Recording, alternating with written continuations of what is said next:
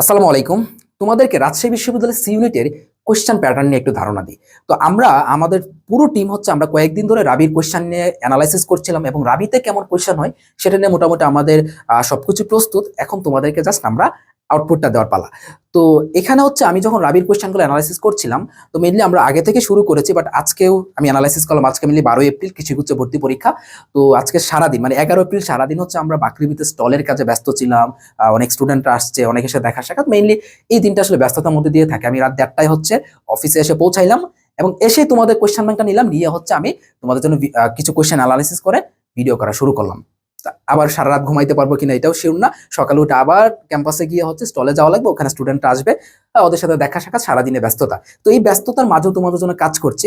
একটাই বার্তা দিচ্ছে, সেটা হচ্ছে কখনোই থেমে থাকা যাবে না। যতই ব্যস্ত থাকো, যতই পরিশ্রম হোক, তোমাকে লেগেই থাকতে হবে। সো আমাদেরও এটা টার্গেট, তোমাকে লাস্ট পর্যন্ত একটা পাবলিকের চান্স না পাওয়ানো পর্যন্ত আমরাও তোমাদের সাথে লেগে থাকবো ইনশাল্লাহ। ওকে, তো আমি কোয়েশ্চেন প্যাটার্নটা অ্যানালাইসিস করতে গিয়ে আমি একটা জিনিস খেয়াল করলাম, আমার একটু পুরোনো দিনের কথা মনে হচ্ছে। সেটা হচ্ছে আমরা যখন জাহাঙ্গীরনগরে কোয়েশ্চেন পড়তাম জাবি ডি ইউনিটের, দেখতাম না অন্যান্য ভার্সিটির চেয়ে একটু ডিফারেন্ট কোয়েশ্চেন, মানে টপিক সেম বাট কোয়েশ্চেন প্যাটার্নটা একটু ডিফারেন্ট। সিমিলারলি রাবি সি ইউনিটের ক্ষেত্রে এই জিনিসটা ঘটে, যদিও জাবিডিতে একটু বেশি ডিফারেন্ট ছিল, রাবিতে এতটা ডিফারেন্ট হয় না।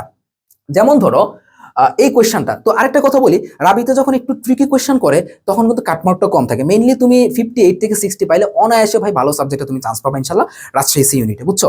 এখন দেখো এই কোয়েশ্চেনটা, দেখো এই ধরনের কোয়েশ্চেন মানে একটা জৈব যৌগ দেওয়া থাকবে, দিয়ে বলবে কি এটা সংকরণটা কি হয় বা কার্বন কার্বন সংকরণগুলো কি হয়। তো এই ধরনের কোয়েশ্চেন কিন্তু আসে, বাট মানে ওইটার মধ্যে একটু ট্রিকি কোয়েশ্চেন হচ্ছে এইটা। যেমন ধরো এখানে বলা আছে যে এই জৈব যৌগটার ক্ষেত্রে sp3 sp2 এবং sp সংকরিত কার্বনের সংখ্যা তোমাকে নির্ণয় করতে হবে। তো এইভাবে কিন্তু কোনো কোয়েশ্চেন তুমি কোথাও পাবা না কোনো ভার্সিটিতে, এটা রাজশাহীতে আসছে।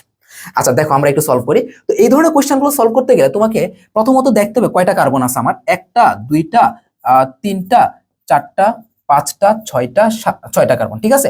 আমি তোমাদেরকে একটু ডিটেইলে বোঝাচ্ছি, বুঝছো? একটু ডিটেইলে দেখো, তাহলে তোমার কনসেপ্টটা ক্লিয়ার হবে। এখন তোমাকে যেটা দেখতে হবে কোন কার্বন আসলে কোন সংকরণটা আছে সেটা তোমাকে বের করতে হবে। আমরা যদি প্রথম কার্বনের কথা চিন্তা করি, দেখো প্রথম কার্বন আমরা C1 ধরলাম। C1 এর ক্ষেত্রে কি বন্ডটা আছে ভাই, দেখো তো এখানে C1। আমরা এটাকে আরেকটু আমরা একটু ডিটেইলে করি, তাহলে দেখো আমরা আরো আরো ক্লিয়ারলি বুঝতে পারবো।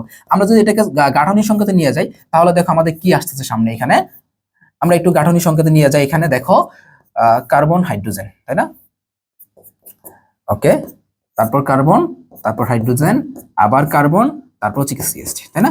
ওকে, তো এইরকম হচ্ছে কি তোমার বন্ডটা, তাই না? তো আমরা দেখো টোটাল ঠিক আছে না, 6টা কার্বন, ঠিক আছে। ওকে, তো এই টাইপের কোশ্চেন গুলো আসলে তোমাকে দেখো প্রথম কার্বন আমরা C1 এর ক্ষেত্রে চিন্তা করি, তো C1 এর ক্ষেত্রে ম্যাক্সিমাম কোন বন্ডটা থাকতে পারে?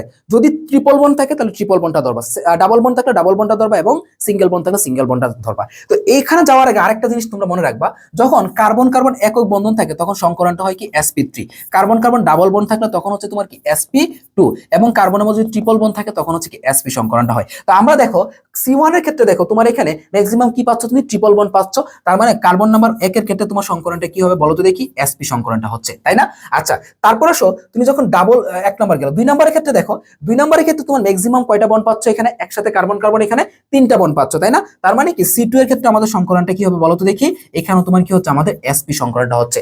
তারপর C3 এর ক্ষেত্রে দেখো তো কোথাও কি ট্রিপল বন্ড আছে? নাই। ডাবল বন্ড আছে? নাই। কি আছে? Single bond. তার মানে আমরা বলতে পারতেছি কি C3 এর ক্ষেত্রে সংকরণটা কি হচ্ছে, এখানে তোমার সিঙ্গেল বন্ড থাকা মানে কি, এখানে বলো তো দেখি, এখানে sp3 থাকা। তার মানে কি এখানে C3 এর ক্ষেত্রে কি আছে, আমার sp3 টা আছে।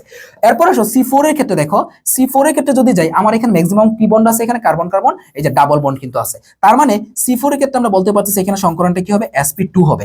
আচ্ছা, তারপর দেখো আমরা যখন C5 এর ক্ষেত্রে যাব, C5 এর ক্ষেত্রে সেম জিনিসটা দেখো, এখানে সিঙ্গেল, এখানে তোমার কি ডাবল বন্ড। তার মানে আমার ম্যাক্সিমাম হচ্ছে কি C5 এর ক্ষেত্রে ডাবল কি বন্ড আছে, ডাবল বন্ড কিন্তু আছে।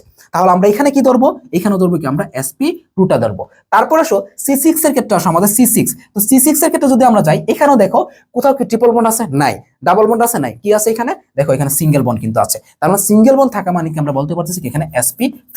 তো ভাইয়া দেখো প্রথমত আমার sp3 কয়টা আছে, এখানে একটা দুইটা, তার মানে sp3 আছে দুইটা। sp2 কয়টা আছে, একটা দুইটা। sp2 আছে দুইটা এবং sp আছে কয়টা আমার এখানে, sp আছে দুইটা। তার মানে আমার অ্যানসারটা কি হচ্ছে এখানে, এই যে 2 2 2 2। তাহলে দেখো এই কোশ্চেনগুলো তোমরা সলভ করো, বাট এত ডিটেইল বা মানে এইরকম কোশ্চেন কিন্তু সলভ করে না। তো তোমাদের এই কোশ্চেনগুলো আসলে আশা করি, যদি কোনো জৈব যৌগের সংকরণ দেয়, একটা যৌগতে বলে এখানে কয়টা সংকরণ আছে, কি সংকরণ আছে, তুমি এই ভিডিওটা দেখলে এবং এই প্যাটার্নটা ফলো করলে তুমি 100% তুমি নিশ্চিতে অ্যান্সার করে আসতে পারবে, ঠিক আছে? তো তোমরা এইভাবে আসলে দেখো এই কোশ্চেনগুলো মেইনলি অন্য জায়গায় আসে, বাট রাজশাহীতে আসছে। তো রাজশাহীর জন্য একটু ট্রিকি প্রিপারেশন নিতে হবে, একটু ডিফারেন্ট ভাবে পড়াশোনা করতে হবে।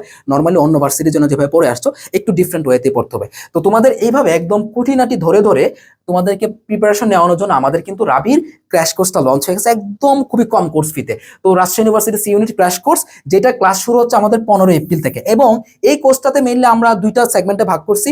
একটা হচ্ছে আমাদের এখানে ম্যারাথন ক্লাস রাখতেছি, দেখো যেহেতু আমাদের কাছে সময়টা কম, আমরা আসলে চ্যাপ্টার ওয়াইজ ক্লাস নেওয়ার মতো কোনো টাইম নাই, সো আমরা যেটা করি ম্যারাথন ক্লাসগুলো নিয়ে তোমাদেরকে এই কোর্সটা কমপ্লিট করাবো। এখন অসমিয়ামের ম্যারাথন যে কি লেভেলের জোস হয়, তোমরা যারা পুরাতন স্টুডেন্ট আছো তারা তো জানোই, যারা নতুন স্টুডেন্ট আছো জাস্ট অসমিয়ামের ইউটিউব চ্যানেলে যাও অথবা ফেসবুক পেজটাতে জাস্ট একটু খেয়াল করে দেখো স্টুডেন্টদের যে কি পরিমাণে এক্সাইটমেন্ট থাকে অসমিয়ামের ম্যারাথনগুলো নিয়ে, সেটা তোমরা নিজেরাই জানতে পারবে এবং কতটা অ্যানালিটিক্যাল ম্যারাথন থাকে। তো এখানে বায়োলজি ম্যারাথন দুইটা, ফিজিক্সের দুইটা, কেমিস্ট্রি দুইটা, তারপর ম্যাথের তিনটা এবং আইসিটি একটা, টোটাল হচ্ছে আমাদের এখানে ম্যারাথন ক্লাস থাকবে হচ্ছে তোমার কয়টা, তোমার 7টা ম্যারাথন রাখতেছি। কয়টা আমার এখানে টোটাল আমাদের ম্যারাথন ক্লাস থাকছে কয়টা এখানে, সরি 10টা ম্যারাথন ক্লাস থাকছে, 10টা ম্যারাথন ক্লাস, বুঝছো? আচ্ছা, এরপর আসো এখানে এক্সামের দিকে আমরা মেইনলি ফোকাসটা করছি। এখানে দেখো এক্সামের ক্ষেত্রে আমাদের টোটাল এক্সাম আছে কয়টা, 22টা। তো আমরা চ্যাপ্টার ওয়াইজ দিব 10টা এক্সাম, তারপর হচ্ছে তোমার সাবজেক্ট ফাইনাল 5টা এবং কি ফাইনাল মডেল টেস্ট, এখানে 7টি মডেল টেস্ট থাকবে। এছাড়াও তোমাদের রাজশাহী ইউনিভার্সিটির লাস্ট ফাইটটা হচ্ছে আমরা পিডিএফ আকারে দিয়ে দিব। তো এই কোর্সটাতে তোমার আশা করি না, আমি নিশ্চিত হচ্ছে তোমাদের এই কোর্সটার মাধ্যমে রাজশাহীর জন্য অন্তত 100% প্রিপারেশন হবে লাস্ট মোমেন্টে, বুঝছো? এবং তোমাকে আসলে জিরো থেকে বলবো না, বা তোমার আসলে যতটুকু প্রিপারেশন আছে সেটাকে নার্সিং করে একদম বেস্ট লেভেলের প্রিপারেশন ইনশাল্লাহ এই রাবিস ইউনিট কোর্সটাতে হবে ইনশাল্লাহ। 15 তারিখ থেকে ক্লাস, এবং আমাদের কোর্স ফিটা ছিল মেনলি 799 টাকা, বাট আমরা হচ্ছে তোমাদের ডিসকাউন্টে 15 তারিখ পর্যন্ত তোমাদের কোর্স ফিটা হচ্ছে কি মাত্র 399 টাকা। এই কোর্স ফিতে তোমাদেরকে এত কিছু দিচ্ছি ইনশাল্লাহ, তোমরা যাতে একটা বেটার সার্ভিস পাও এবং একদম রিজনেবল কোর্স ফিতে, ঠিক আছে? তো এনরোলটা করে নাও।